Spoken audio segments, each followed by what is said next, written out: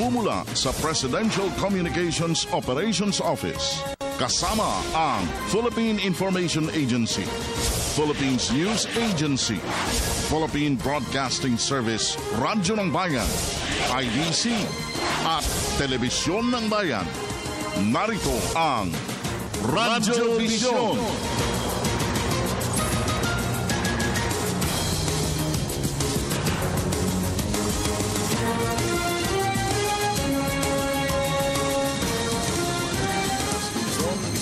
Mindanao at Mega Manila. Ngayon po mga kaibigan ay araw ng Miyerkules. Ngayon ay March 16 na, 2016.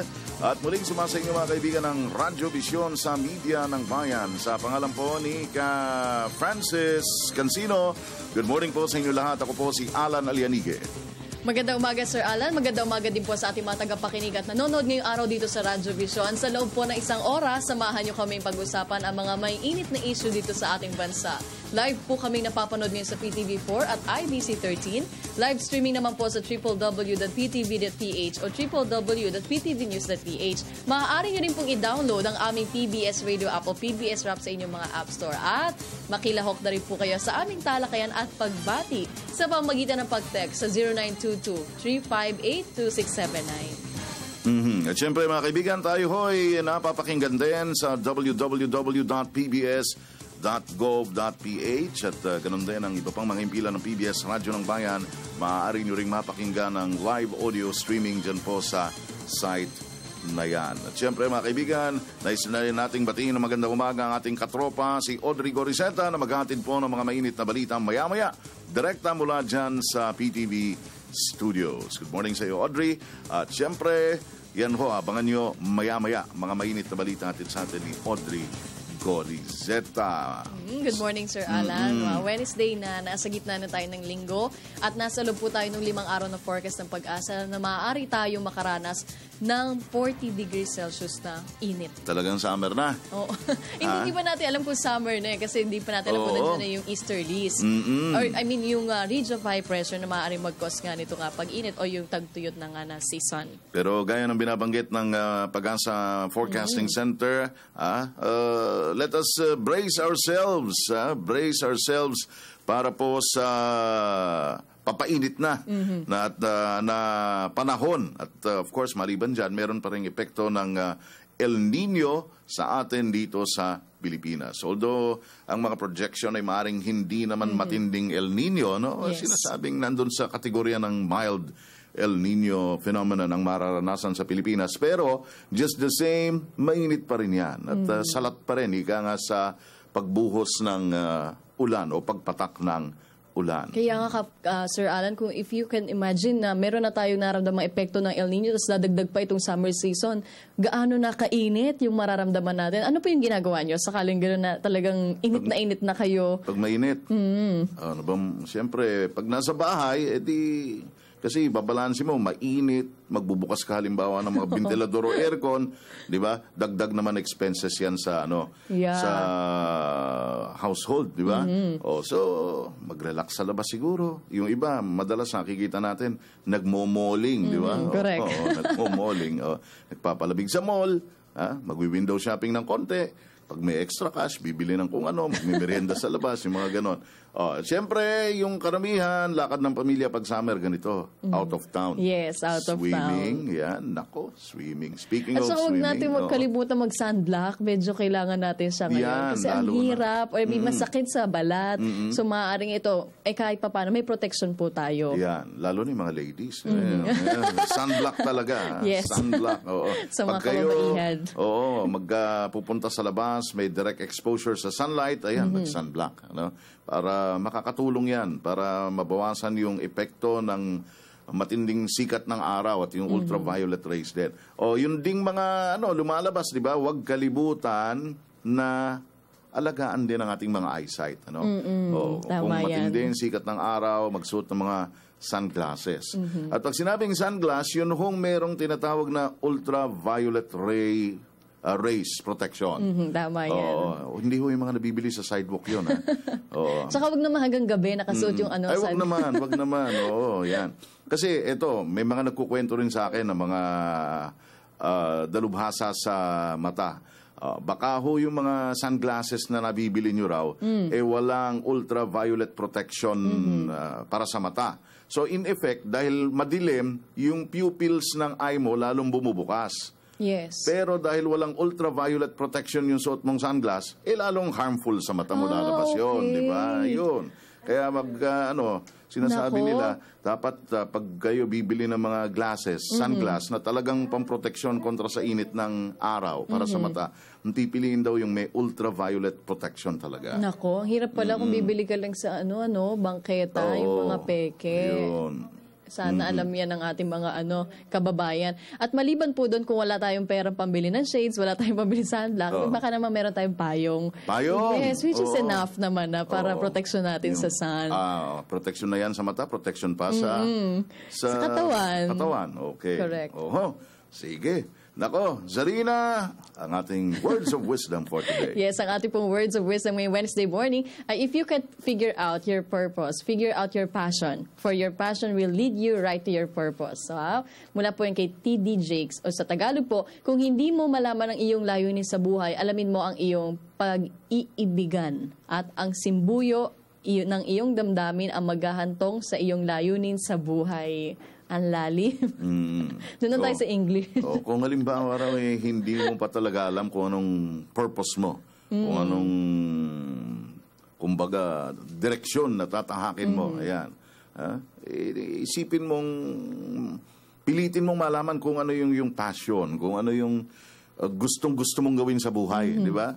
At maaring yun ang magbigay ng direksyon, ito pala ang gusto kong mangyari sa buhay ko, di ba? Yun. Halimbawa, ikaw, kung tatanungin ka sa, Akala ko pas na ako dyan, Sir Alan. Ano yun? Akala ko pas na ako sa mga ganito. Halimbawa, ikaw. Pero ikaw, ang pakiramdam ko naman, alam mo na yung purpose, di ba? Dahil ang mundong tinatahak natin ngayon sa broadcast, di ba? Ito na, andito diba? na. So, gusto mong maging tagapaghatid ng makabuluhang impormasyon sa ating mga taga-subaybay.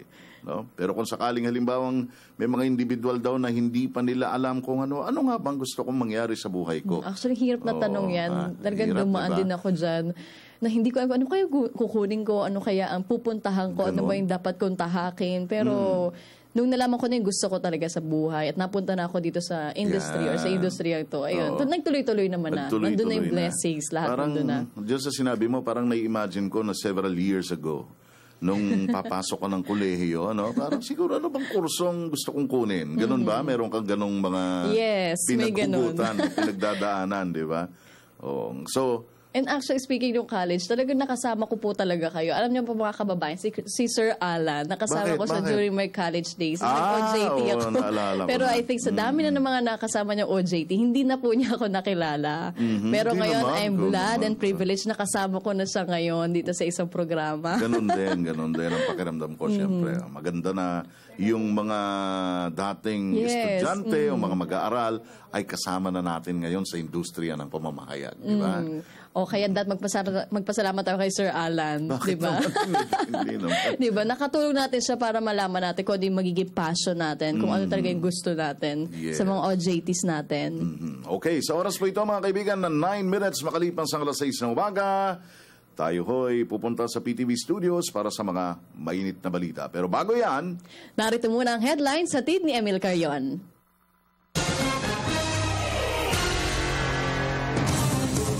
Unang-una sa hanay ng balitaan dito sa Radyo Vision. Pangalawang presidential debate gaganapin sa Cebu City sa pangunguna ng COMELEC sa ika-20 ng Marso. Isang linggo bago ang Semana Santa, nagsimula ng dumagsa sa Araneta Bus Center ang mga pasahero na magsisiuwian sa kani-kanilang mga probinsya para magbakasyon. Senadora Grace Poe, nananatiling nangunguna sa pre-election survey na isinagawa ng Pulse Asia. Catholic Bishops Conference of the Philippines, nanawagan sa mga kumakandidato na panindigan ng mga binibitawang pangako sa kampanya. Philippine National Police nilinaw na hindi mula sa kanilang hanay ang kumakalat na video ng isang lalaking nakauniforme na pampulis na nanapak ng isang motorista sa Roas Boulevard.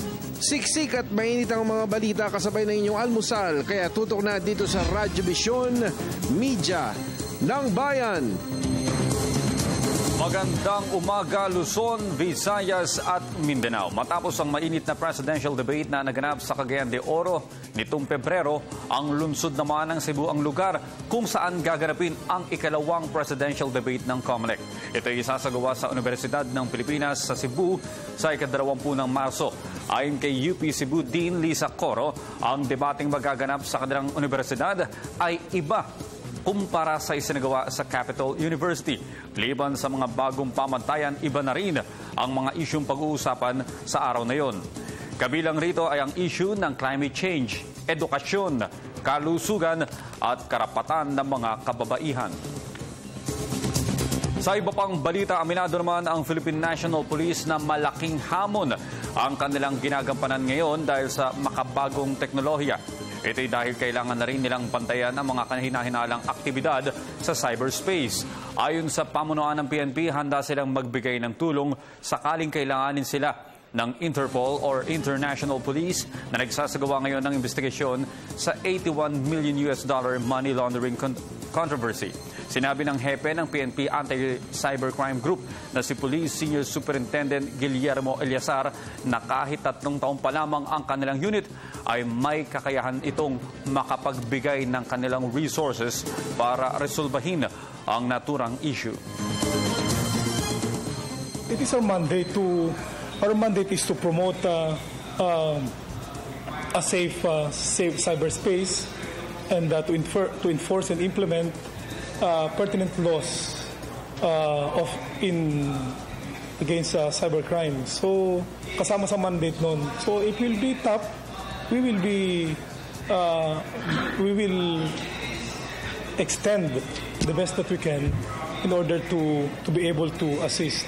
Dati-rati, physical ang, kumbaga, hold up, gano'n, di ba? Robbery, andun sila, may mga baril, papasukin yung bangko or just the armor car. Sa ngayon is really different. Kumbaga, digital na ngayon cyberspace. Kaya ang police natin ngayon is not only patrolling sa street, but also patrolling in cyberspace. Sa iba pang balita, 1 linggo bago ang Semana Santa, nagsimula ng dumagsa sa Araneta Bus Center ang mga pasahero na magsisiuwian sa kanilang mga probinsya. Kasalukuyan nag-fully book mula March 19 hanggang March 24 ang ilang bus companies. Hindi naman nagtaas ng presyo sa ticket ng mga bus. Alas 2 na madaling araw ang unang trip sa Araneta Bus Terminal, habang alas 9 naman ng gabi ang last trip sa mga bus. Samantala, puspusan ng paghahanda ng pamunuan ng South Luzon Expressway at Skyway operations para sa pagbuhos ng mga motoristang babiyahe sa nalalapit na Semana Santa. Kaugnay nito, ibinahagi rin ng mga otoridad ang ilang travel tips para tiyaking ligtas ang biyahe ng ating mga kababayan. Balita mo kami, Sweden Velado. Handa na ang pamunuan ng Skyway Operations at South Luzon Expressway para sa inaasahang pagtaas ng bilang ng mga sasakyang babiyahe at luluwas ng Maynila para sa paparating na Semana Santa. Ayon kay Skyway Traffic and Safety Management Head Luisito Maralit, maaga pa lang ay binuo na nila ang Oplan Ligtas Biyahe Quaresma 2016 kung saan mahigit 400 personnel ang kanilang itatalaga sa mga estratehikong posisyon sa kahabaan ng SLEX. So, nakahanda naman yung Skyway personnel. Pag sinabing personnel, halos lahat na yun Nandun na yung maintenance, nandun na yung traffic personnel, security, yung TCD, collection, yung aming personnel sa RFID, nandun na rin yung lahat ng para to make it complete. Maglalagay ng ligtas biyahe assistance centers pa southbound sa gilid ng C5 Merville Bridge at mayroon din sa bahagi ng Sukat pa northbound. Dito ay may available na inuming tubig, towing assistance at portalets. Magsisimula ang operasyon sa Miyerkules Santo, 23 ng Marso at magtatapos naman sa Lunes, 28 ng Marso pagkatapos ng araw ng pagkabuhay. May 3 palitan o shifting ang traffic at security officers ng Skyway Management na sila ring rirespondi sa hindi inaasang aksidente gaya ng banggaan sa kalsada. Once na receive namin yung na may aksidente dyan through radio, coming from the command center, or na-monitor ng mga tao namin, immediately magdi-deploy agad kami, magre-respond agad doon sa insidente na gano'n. Kanselado muna ang kanilang day off, subalit mayroon silang break time para makapagpahinga at inabisuhan na rin ang Skyway personnel, lalo na ang traffic enforcers na ugaliing uminom ng maraming tubig, lalo pat mainit ang panahon.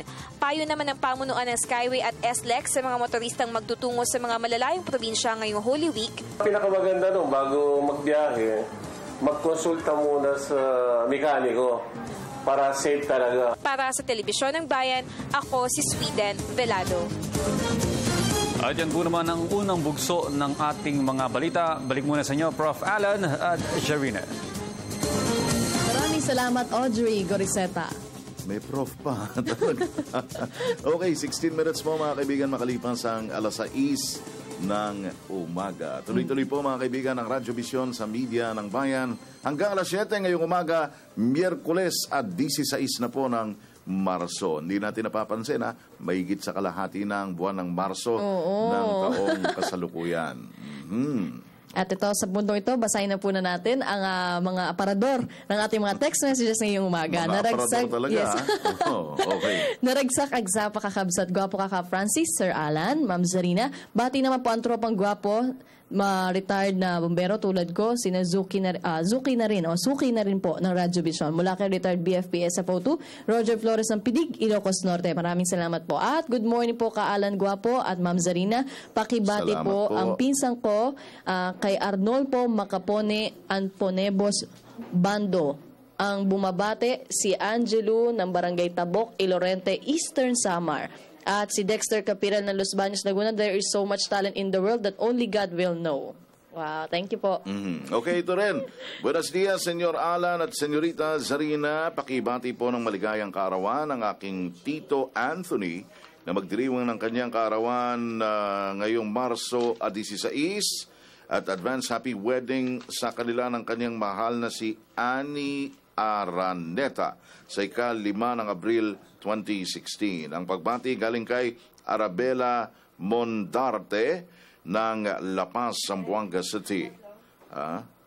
Okay. You're both my number 1. Salamat po. Thank you rin po sa compliments. Ayun. At sa puntong ito, Sir Alan, punta na po natin ang unang sigwada ng ating provincial news. Bayan Patrol Report! Unahin na po natin ang Boronga Radyo ng Bayan kasama si Pen Pomida. Maupay na aga, Pen. Konektado ka.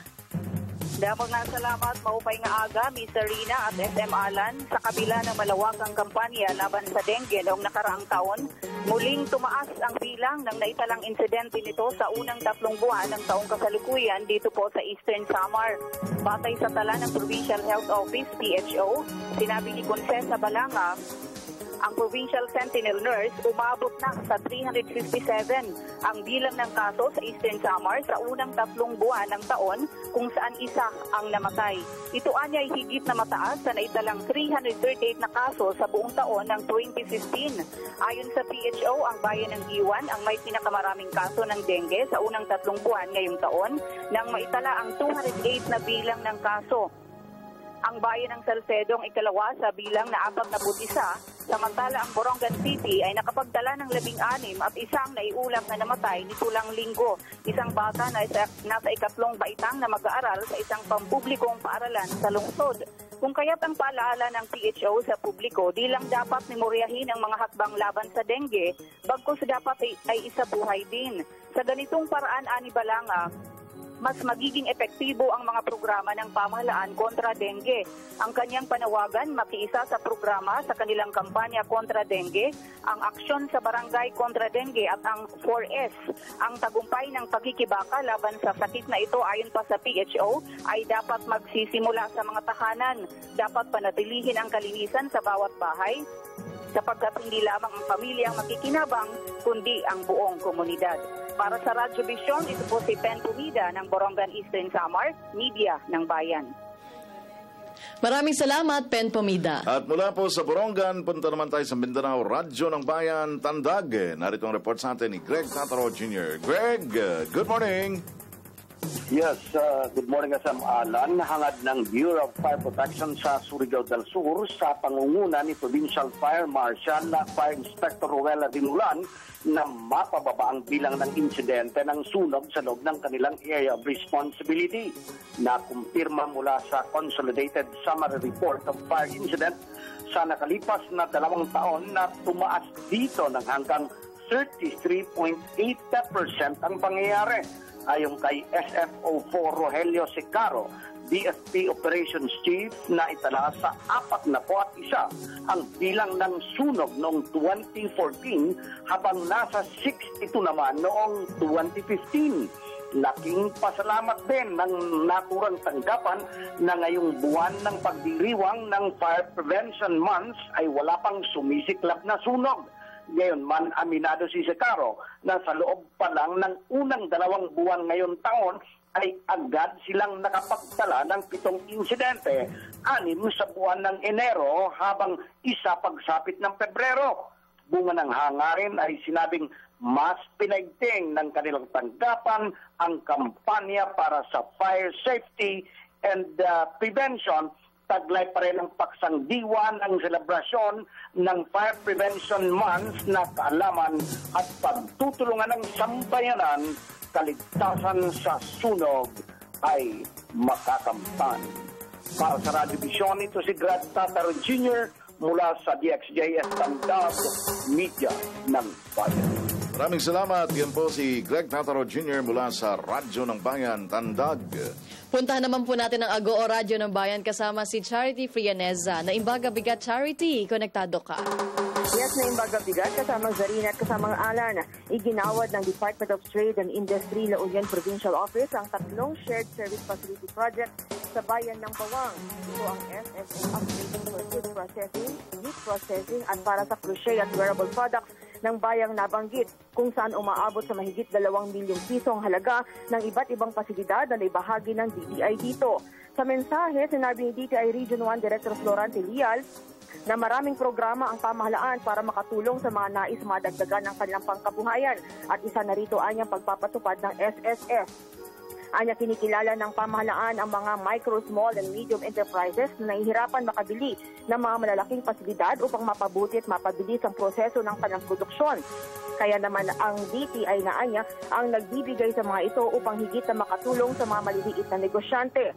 Lubos namang nagpasalamat si Bawang Mayor Elohio Clarence Martin de Guzman III sa mga makabagong pasilidad na naigawad sa kanila dahil malaking tulong umano ang mga ito upang higit na madagdagan ang kita at mapaunlad ang kabuhayan ng mga benepisyaryo, partikular ang Bawang Market Vendor Association, Senior Citizens Association at grupo ng mga kababaihang gumagawa ng gansilyo at mananahi sa bayan na kanyang nasasakupan.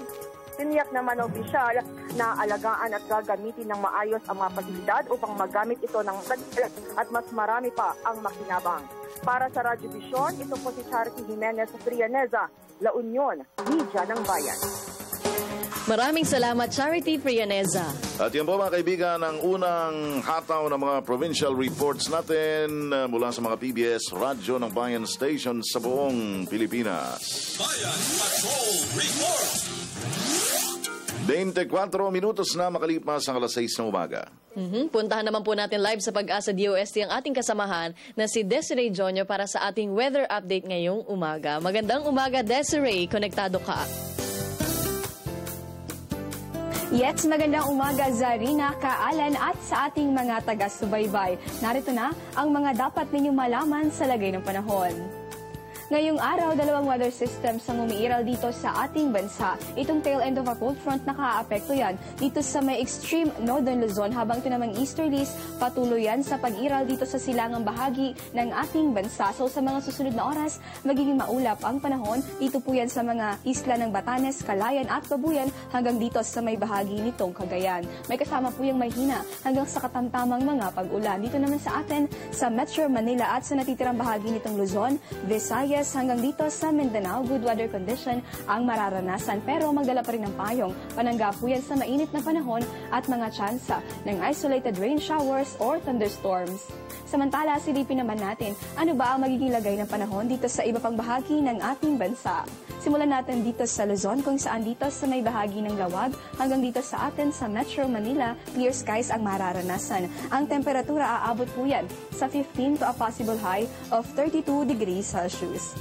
Punta naman tayo sa Visayas kung saan ngayong araw ng Miyerkules may tsansa na mga pag-ulan dito po yan sa bahagi nitong Tacloban City habang dito naman sa Iloilo hanggang dito sa may Metro Cebu, clear skies din ang mararanasan. Check naman natin sa may bahagi nitong Mindanao kung saan good weather condition din at mainit pa rin ang panahon, posibleng umabot ang temperatura sa 23 to a possible high of 35 degrees Celsius. At sa puntong ito, balikan naman natin ano ba ang naitalang pinakamataas na temperatura dito sa ating bansa kahapon. So kahapon naging mainit pa rin. Ito po yan sa may bahagi nitong General Santos City kung saan umabot sa 37 degrees Celsius ang temperatura. 36 degrees Celsius naman sa bahagi po yan nitong Cotabato at dito naman sa Ambulong Pumalo sa 35.2 degrees Celsius. Umabot naman sa 35 degrees Celsius sa bahagi po yan ng Malaybalay at sa may Davao City naman umabot ng 34.8 degrees Celsius. At para kumpletuhin ang ating weather forecast, narito ang magiging lagay ng panahon sa mga piling lugar bakasyonan dito sa ating bansa. So ngayong araw po ng Miyerkules dito sa bahagi ng Vigan hanggang dito sa may Taal, may tsansa na mga pulo-pulo lamang na pulo-pulong pag-ulan at pagkidlat pagkulog. Dito naman sa may Naga City, good weather condition din. Hanggang dito po yan sa may Camiguin. Ang temperatura aabot po yan sa 24 to a possible high of 33 degrees Celsius. At yan po muna ang latest mula rito sa Pag-asa DOST. Para sa Panahon TV, ako po ang inyong nakasama, Desiree Jonio, Media ng Bayan. Maraming salamat, Desiree Jonio. Okay, at so sabi nga ni Desiree kanina, talagang patuloy na umiinit ang panahon. Magpapatuloy yan probably ngayong buong linggong ito. Kaya, siyempre, pag tayo lalabas ng bahay, gaya ng binabanggit kanina ni Zarina, kinakailangang aware tayo sa mga simpleng paraan na proteksyonan ng ating mga sarili sa sobrang init ng panahon. Ayan, and siyempre, drink plenty of water para hindi tayo na-dehydrate. Siyempre, bahagi yan ng klima, bahagi yan ng kailangang pagmamalasakit din ng bawat isa sa environment, di ba? Dahil patindi na ng patindi ang epekto sa atin ng, kumbaga, naniningil na ang earth sa mga pagmamalabis na ginawa ng mga tao sa kapaligiran o sa kalikasan. And speaking of mundo, speaking of kalikasan, meron tayong panauhin ngayong umaga. Meron siyang, hindi lang naman actually sila ang mag-advocacy nito. Marami at dapat pagtulong-tulungan itong advokasiyang ito para naman unti-unti ma-heal natin ang ating mundo mas sa matinding epekto ng climate change. Okay? Paki-introduce mo na ang ating bisita this morning. Makakasama natin si Sir Hexilon Alvarez. Ayun, magandang umaga po, Sir Alvarez. Po, sir, at sa lahat po ng nakikinig po ngayon dito sa Radyo po ng Bayan. Yan. Si Hexilon ay isa sa mga matinding advocates din para sa environment. At we understand na tuloy-tuloy ang inyong pangakampanya para sa pakikiisa ng sambayanan dito sa tinatawag natin na Earth Hour, di ba? Okay. Pero bago yan, of course, kwentuhan mo naman kami kung paano nagsimula itong Earth Hour na ito and kailan itong dito sa atin sa Pilipinas ang paggunita niyan. Actually po, ang Earth Hour po ay isang international celebration na ginaganap na mga ilang taon na po. Ito po ay mangyayari sa ngayong Sabado, March 19, alas 8 po ng gabi. Nakikiusap po lahat ng mga tao para sa isang oras lang naman magsasakripisyo po tayo para sa ating inang kalikasan. Papatayin po natin mga ilaw. Hindi po muna tayo gagamit ng anuman mga gadget, cellphone, tablet na gumagamit ng kuryente para naman magbigay alaala sa ating inang kalikasan. Ito po ay isang international event at bilang pong chairman po kasi ako ng Committee on Environment and Climate Change sa Santiago City Council at ako po yung chairman din ng Region 2 Philippine Councilors League at sa tulong po ng buong konseho, nag-file po kami ng isang resolution para po sa lahat ng mga syudad, simultaneous po ito, na makikilahok ang mga barangay sa buong Pilipinas na papatayin po nila ang kanilang mga ilaw, papatayin nila yung mga, tatanggalin po sila sa saksakan ng kanilang mga appliances for about an hour lang naman. Okay. And this will be on Saturday, March 19. Meron bang designated na oras yan, more or less, para sabay-sabay tayo meron po. mag-observe yan? Ayon po sa mga organizers po nitong Earth Hour, mag-umpisa po from 8 o'clock in the evening hanggang alas 9 po ng gabi. Ayun. Isang oras lang naman, konting sakripisyo para sa lahat. Pero ang epekto nito, malaki. Napakalaki pong bagay po ito. At maliit lang naman ito na sakripisyo na gagawin po natin. At since Lent na rin po at Holy Week na rin, isasabay ko na rin pong pag-anyaya na siguro importante rin natin, alahanin din natin na si Pope Francis, nagsabi rin po na climate change is something which is very, it's a serious threat. And we all have to be vigilant and participate. So ngayon din po, sa panahon po ng Lent, magsakripisyo po din po tayo. Perhaps we can also fast and fast for Mother Earth. Make this little sacrifice as well. Sapagkat naman ang ating Panginoon Diyos, nandito rin naman, nagpunta po sa ating mundo para hindi lamang salbahin ng tao, pati na rin yung buong mundo. So let's try to follow suit and do the same thing. Ayun. Okay. Ngayon, para doon sa mga kababayan nating nanonood at nakikinig, okay, baka iniisip nila, ano ang relasyon nung pagpatay ng ilaw at hindi paggamit ng ilang mga electronic gadgets natin? Anong kinalaman yan na direkta sa environment? Halimbawa, yung bang isang oras na pagpatay natin ng mga ilaw o hindi paggamit ng mga gadgets, ano ang relasyon? Ano ang maitutulong niyan? Anong epekto sa ating kapaligiran? Napakalaki pong epekto po ito sapagkat lahat po ng mga ginagawa natin, lahat ng mga produkto natin ay gumagamit po ng enerhiya. Ngayon, ang paggamit po ng enerhiya, lalo na kung ito ay nanggagaling sa mga fossil fuels, katulad po ng coal or yung mga makalumang o gasolina, kerosina, ito ay dumadagdag sa pag-init ng ating mundo sapagkat nakakapagdagdag din tayo sa ating carbon footprint. Ngayon, ang pinaka-project po nito ay para ma-reduce po natin ang ating mga carbon footprint. So, kung ano man maliit na bagay na magagawa natin, isipin mo, we're over 9 billion. Kung lahat po tayo, hindi tayo gagamit ng kuryente na nanggagaling po sa ating mga fossil fuels. At least for an hour, all of these, activities combined would reduce our carbon footprint for a tremendous amount. And that's the one little thing we can do to help save our planet po.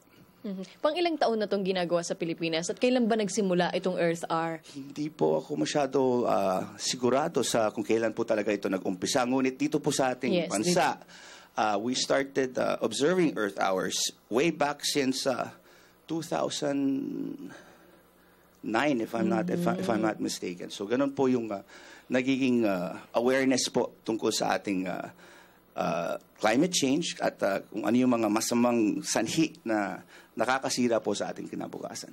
But how was the experience? Talaga bang nakikiisa ang ating mga kababayan for this past na mga Earth Hour? Well, yes, kasi sa this was nationwide Tapos nakikilahok din ang mga ibang malalaking kumpanya. Wow. Marami pong mga National Geographic Channel, nakikisali din po sila. They go off the air. Tapos they really try to encourage kasi ngayon, lalo na sa social media, everybody, lahat po na talagang nakikilahok dito. And everybody, hindi sila masyado aware kung paano sila makakatulong. At least in this little way, makagawa sila ng isang magandang bagay o magandang hakbang upang ibaba ang ating mga carbon footprint. Yeah. Right. In fact, nung napasyal ako sa isang mall last week, may nakita na ako na signage nila. At sila nakikisa sa celebration ng Earth Hour sa pamamagitan nga ng lights out sila ng isang oras sa malapit sa closing time. Yun nga, at around 8 p.m. So bahagi rin ito ng, kumbaga, corporate social responsibility ng mga ganitong mga institusyon, ng ganitong mga korporasyon o kumpanya, di ba? Maganda na ang kampanyang ito ay makakuha ng widest possible support from all sectors. Yes. Kasi hindi rin naman po ito magiging successful kung hindi rin po lahat makikilahok dito. Ayun. Muli, Sir Hexilon, pakianyaya po natin yung ating mga tagapakinig at nanood ngayong araw dito sa Radyo Vision. Sa lahat po ng mga tagapakinig, inaanyayahan ko po kayo na makisali po dito sa isang napaka-importanting endeavor na itong tinatawag na pag-observe ng Earth Hour from 8 o'clock to 9 o'clock. Patayin po natin mga ilaw natin. Huwag po tayo gumamit ng anumang mga gadget na gumagamit po ng mga kuryente. At ibigay natin itong isang oras na ito para po sa ating inang kalikasan. Maraming salamat po. Alright, ayun, maraming salamat po. Siya po si Sir Hexilon Alvarez at tinalakay natin ang about nga po sa Earth Hour ngayong Sabado. Thank you po. Thank you. Okay, mga kaibigan, ang oras po natin, meron tayong 36 minutes na makalipas ang alas 6 ng umaga. At maya-maya, okay, ready na. Ready na. Sa punto pong ito, puntahan na natin live muli sa PTV4 studio ang ating kasama na si Audrey Goriseta para sa ikalawang bahagi ng kanyang mga balita.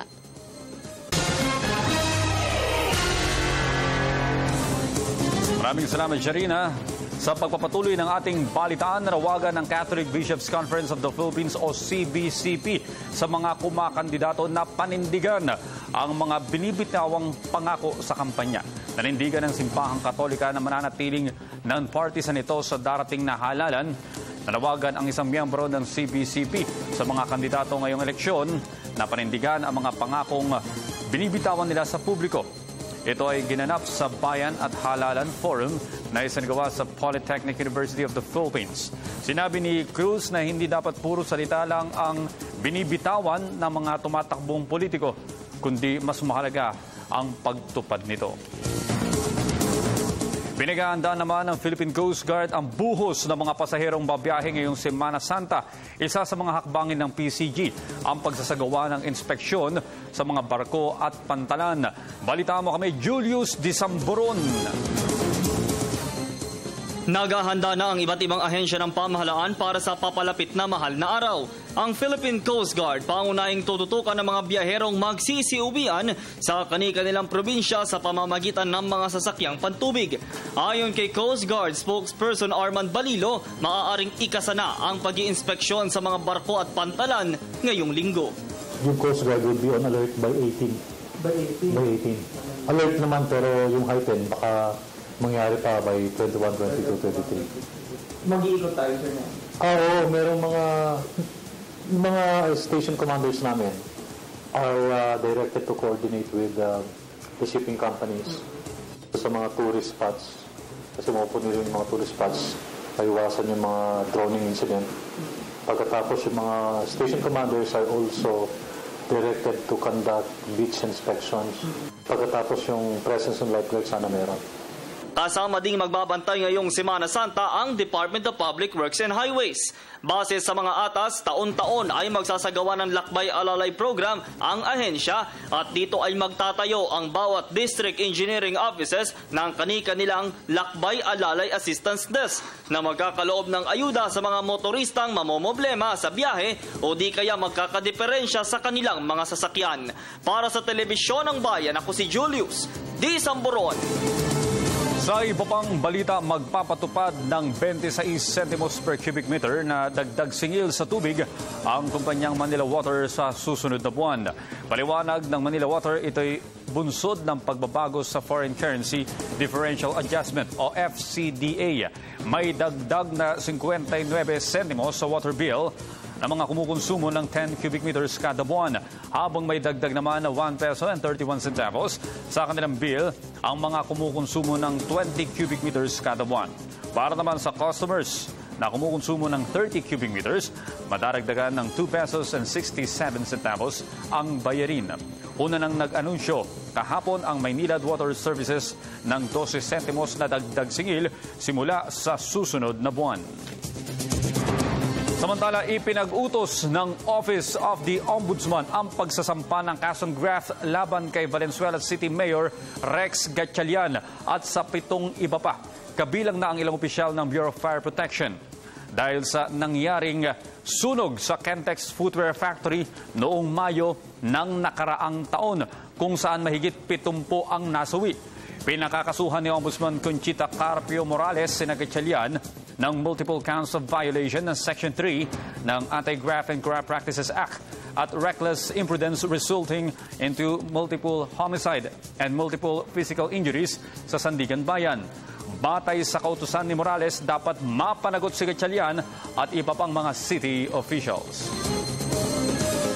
Samantala, nilinaw ng Philippine National Police na hindi mula sa kanilang hanay ang kumakalat na video ng isang lalaking naka-uniforme ng pulis na nanapak sa isang motorista sa Rojas Boulevard. Balita mo kami, Waywaya Makalma.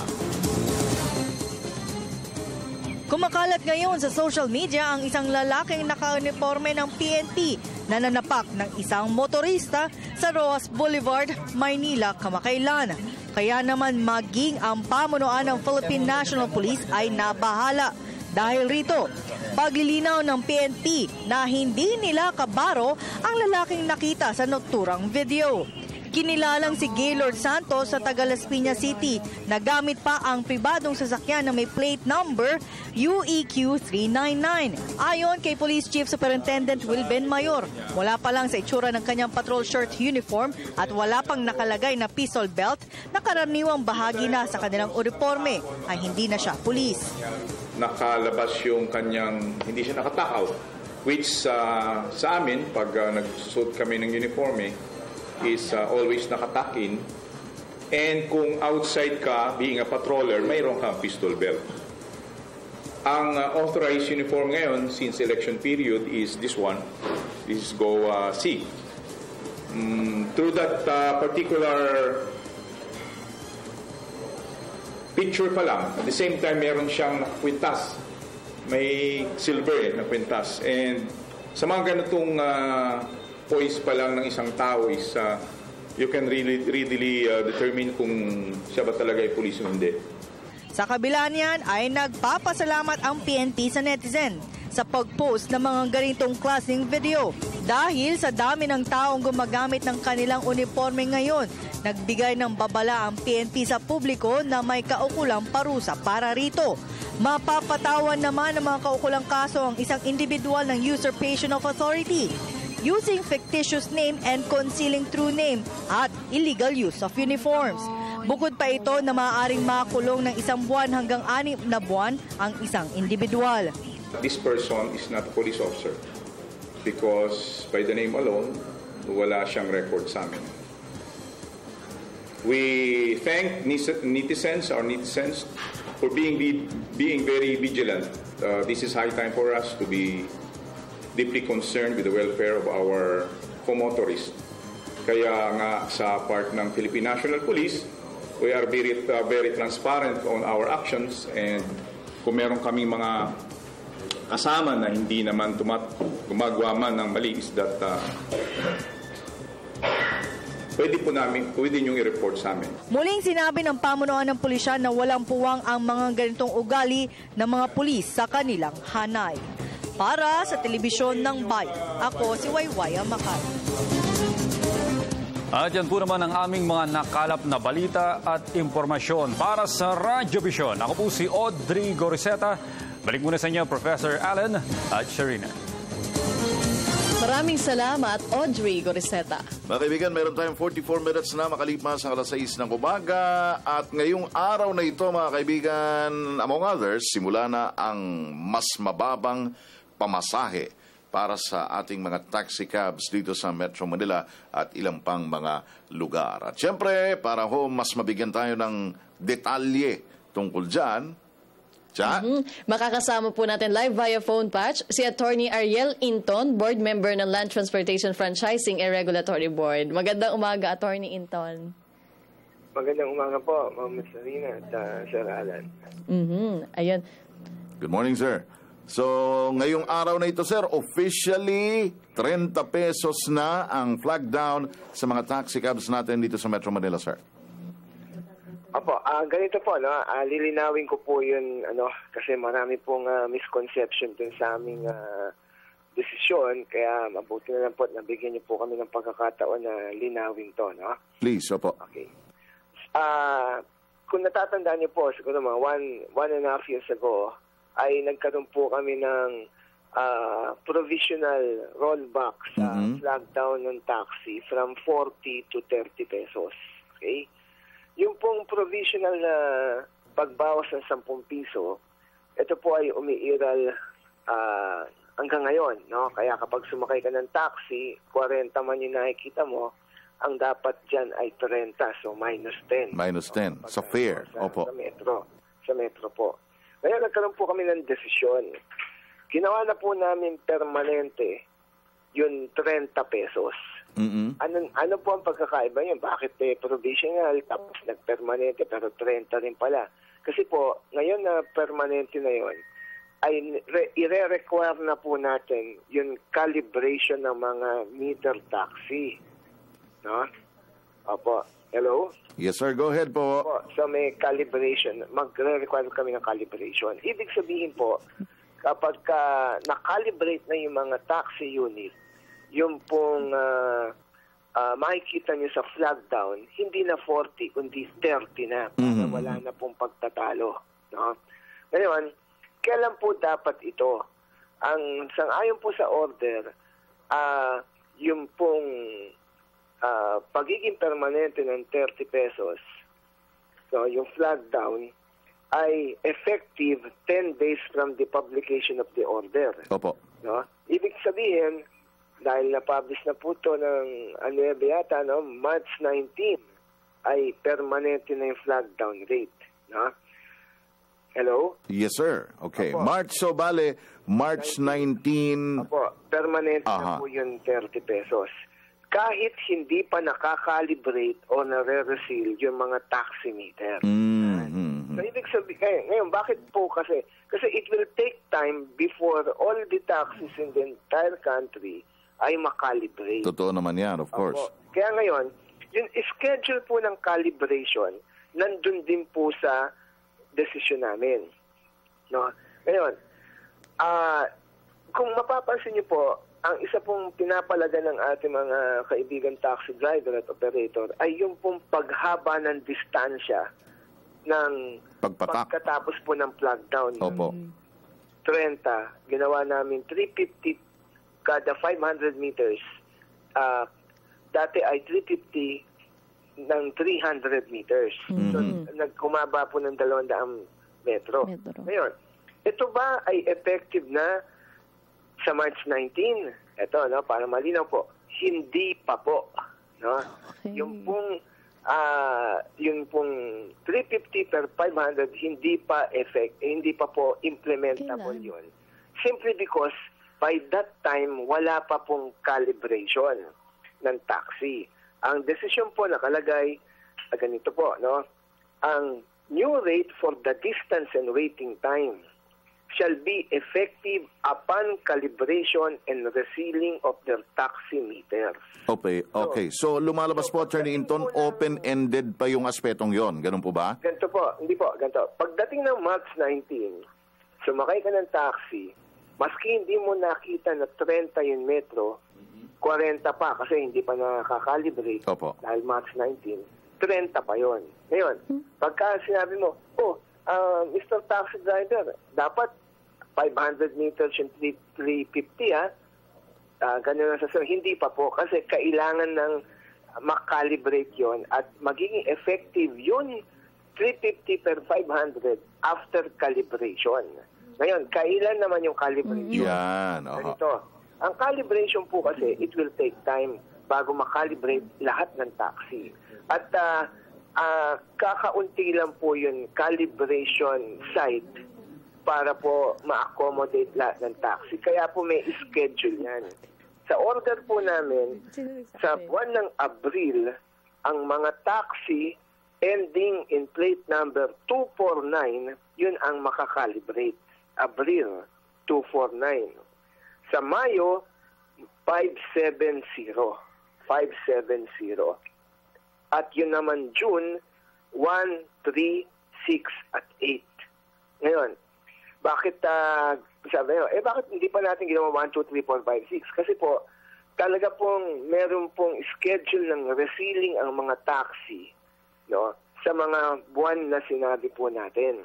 Para hindi po madoble pa yung pagpunta ng mga taxi, no, resealing tapos calibration, ang ginawa po namin schedule ay kung kailan sila nagre-reseal. Isasabay na rin yung pagre-recalibrate. Oho. So, pagdating po ng April, kunyari, April, sumakay po si Ma'am Sarina ng taxi. Ang nasakyan niya, plate number 5 ang ending. Hindi pa po niya mararamdaman yung paghaba ng distansya sa 350 dahil po hindi pa nakakalibrate yung taxi na nasakyan niya with a plate ending with ng number 5 dahil Mayo pa sila. Opo. So hindi dapat pagtalunan yun dahil as far as the taxi unit is concerned, yung succeeding meters ng 350 hindi pa effective sa kanya because hindi pa nakakalibrate. Okay, so dun sa corresponding na buwan dapat okay. Di mamimili tayo ng taxi na ending yung well, parang gano'n na po, no? Dahil sa may schedule po calibration, hindi naman po pwedeng isabay-sabay po natin 'yan dahil hindi makakaya. So kailangan po may schedule. Kaya po ang ating pong pakiusap po sa ating mananakay at sa mga taxi driver, mag-iwas po tayo ng pagtatalo. Ito po ay sa tulong po ng media ay ma-ventilate natin na maayos para po maging peaceful po ang ating pong on the ground sa mga taxi natin. Okay. Attorney, si Cha, may tanong po. Attorney, meron po kaming text question dito mula kay Kathy ng Cebu. Tinatanong po niya kung yung flag down rate, pati yung pagbaba sa bawat kilometers, nationwide po ba ang effectivity? Nationwide po yun, ma'am. Kasama po ang Cebu dyan. Ang hindi lang po kasama doon sa binanggit ko dahil iba po yung sitwasyon dahil non-aircon yung mga kanilang mga taxi ay sa Cordillera region, sa Baguio yan. Iba po yung sa kanilang rate dun sa Baguio. Meron pa pong isa dito, attorney. Pareho rin po. It's included dun sa binanggit ko. Okay po. Ito, isa pa po. Paano daw po yung attorney makakalusot yan? Hindi lang sila mag-calibrate. Paanong malalaman kung na-calibrate na? Mula po kay Johnny ng Makati. 5,000 po yan. 5,000 piso ang multa niya pag hindi nag-calibrate. Saka hindi po makukonfirma yung unit nila. So hindi pwedeng hindi po sila mag-calibrate. Kapag tapos na po yung calibration period at ang taxi ay hindi na-calibrate, yan po ay 5,000 multa. Pwede po maisumbong yan sa LTFRB. Okay. Okay. Nako, attorney, salamat po sa inyong mga updates at from time to time may makikipag-ugnayan kami sa inyo para po sa karagdagang mga paanunsyo at impormasyon mula sa inyo dyan sa Land Transportation Franchising and Regulatory Board. Salamat po ng marami, Attorney Inton. Sir. Maraming salamat din po. Thank you, Attorney Ariel Inton, board member po ng LTFRB. At sa punto pong ito, punta na natin ang ikalawang sigwada ng ating provincial news. Bayan Patrol Report! Unahin na natin, Sir Alan, itong Baguio Radyo ng Bayan kasama si Andre Amadeo. Magandang umaga, Andre. Konektado ka. Magandang umaga, Sarina and Alan. Formal nang inactivate ni Baguio City Mayor Mauricio Dumogan ang working committees para sa summer vacation in Baguio 2016 sa bisa ng Administrative Order Number 18, Series of 2016. Layon ng kautusan na mapaghandaan ng lokal na gobyerno ang mga napapanahon at akmang mga aktibidad para sa mga residente at mga turista upang masustenin ng syudad ang pagkakakilanlan nito bilang summer capital of the Philippines. Ang summer vacation in Baguio ay isang naestablisang taunang aktibidad na pinangungunahan ng pamanang panunsod ng Baguio, katuwang ang iba't ibang ahensya ng gobyerno, non-government organizations, pribadong sektor at people's organization. Kabilang sa mga tinurang traditional events ay ang katatapos lamang na commencement exercises ng PMA, search for lucky summer visitor ng Baguio Correspondents and Broadcasters Club, Holy Week Observance, Araw ng Kagitingan, Aliwan Festival, Baguio Liberation Day, Labor Day at Sabsabong Itimayo. Para sa Radyo Vision, ito po si Andrea Mateo ng Baguio City, Media ng Bayan. Maraming salamat, Andre Amadeo. Mula po sa Baguio City, punta pa tayo Bandaron sa Norte. Radyo ng Bayan, Batanes. Narito si SP Argonza. SP, good morning.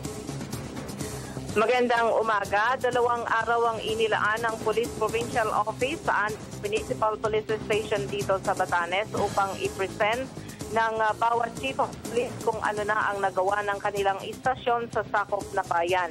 Hindi lamang nagawa kundi kung ano ang kanilang kasalukuyang ginagawa at mga balak pang gawin sa mga darating na araw at panahon. Ang bawat istasyon ay binigyan ng tig 30 minuto upang i-report ang anumang impormasyon hinggil sa na police station at karagdagang 30 minuto pa upang sagutin ang tanungan ng mga panelists mula sa Provincial Director ng PO Batanes kasama ang mga miyembro ng Provincial Advisory Council. Ito ay upang lalo pang mapagana ang serbisyo ng mga pulis sa nasasakupang bayan at tuluyang mawala o mababa ang krimen sa kani-kanilang lugar. Para sa Radyo Vision, SP Argonza ng DWP Batanes, Media ng Bayan. Thank you, SP Argonza, mula po sa Radyo ng Bayan, Batanes. Bayan Patrol Report. 56 minutes na po mga kaibigan makalipas sa 6 ng umaga. Okay, mga buksan natin uli. Sabi nga ni Ka Francis, ang ating aparador ng mga mensahe. Okay. Unahin ko na to, Sir Alan. Good day yan po, DJ Ka Alan Pogi, Ma'am Zarina. Greet ko po si Gandang Liza M. at ang taga Barbie Salon, Angela Onoda, Jamaica. Coming from Daddy Bonifacio, San Luis, Pampanga, Maracal pong salamat. DJ Ka Alan. Oh, thank you. Morning, Ma'am Zarina. DJ na ako ngayon. Ito pa isa. Morning, Ma'am Zarina and Prof. Alan. Binabati ko lang po ang Candido family dyan sa Barangay 02 Hernani, Eastern Samar. Ayun, Prof. daw. And good morning po, Ma'am Zarina and Sir Alan. Direktito, Audrey, Tropang Ganda, sana hindi lang kung mahal na araw nagpapakabanal mga tao para payapa ang bansa at nagkakaisa, walang inggitan. Mula po kay Liza M. T. Ganda. At good morning po, Sir Alan and Ma'am Zarina. Tanong ko lang po kung kasali yung mga uniform personnel sa dagdag na sahod na pinirmahan ni Pinoy. Glenn po ito ng Eastern Samar. Yes, kasama po. Ito pa, meron pa. Good morning po, Sir Alan at Ate Sarina. Greet ko po ang family Penalba na sila Jezabel, Jeremy, Jel, Fred at sa asawa ko na si Fred. Ako si Emily Penalba ng Pio Duran, Albay. God bless you po. Okay. Morning, Sir Alan, Ma'am Sarina. Pakibati po kami mga taga Smoky Mountain. Hello. Good morning sa inyo dyan. Laging nakatutok sa inyong programa. TY Arturo Bato ng Smoky Mountain. Ayun, nagpapasalamat po kami sa mga nanood at nakinig dito sa Radyo Vision ngayong araw. Kung na-miss niyo po ang aming edisyon, maaari po kayo mag-log on sa youtube.com. Muli, ako po, si Zarina Lusuegro. At sa pangalan naman po mga kaibigan ni Ka Francis Cancino, nakapiling nyo ngayong umaga, ko po si Alan Alianige. Hanggang bukas ng umaga sa pagbabalik ng Radyo Vision sa Media ng Bayan.